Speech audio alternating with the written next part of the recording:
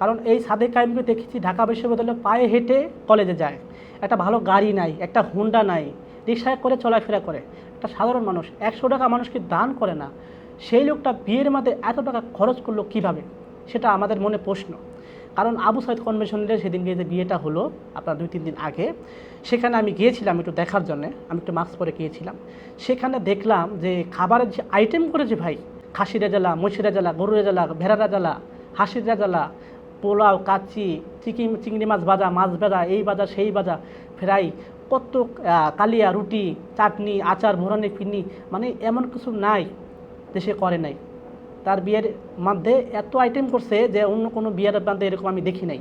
তো এতগুলো আইটেম করছে, মানে একটা মানুষ কতটুকু খাইতে পারে, একটা মানুষের খাওয়ার জন্য 2-3 আইটেমই যথেষ্ট, সেখানে 20টা আইটেম করছে। তো এতগুলো আইটেম যে করছে, এত টাকা খরচ করছে, যে যেভাবে ডেকোরেশন দিয়ে সেন্টারটা সাজাইছে, যেভাবে করছে, আমার তো প্রায় মনে হয় এখান 1 থেকে 2 কোটি টাকা খরচ হয়ে গেছে। যে সাদেক কায়েমের কাছে কোনো টাকা নাই, আমরা জানি সাদেক কায়েম কোনো পয়সাওয়ালা না, ওরকম বড় লোকও না, বা ওই ধরনের কোনো তার কাছে কিছু নাই, চাকরি করে না। আমরা শুধু জানি সে রিক্সাতে চলাফেরা করছে, আমরা দেখছি ঢাকা বিশ্ববিদ্যালয়ে একজনে 100 টাকা ছিল, সেটা বন্ধু সে দেয় নাই। সেই সাদেক কায়েম কীভাবে এত টাকা খরচ করলো, বা এত টাকা সাদেক কায়েম কোথায় পেল?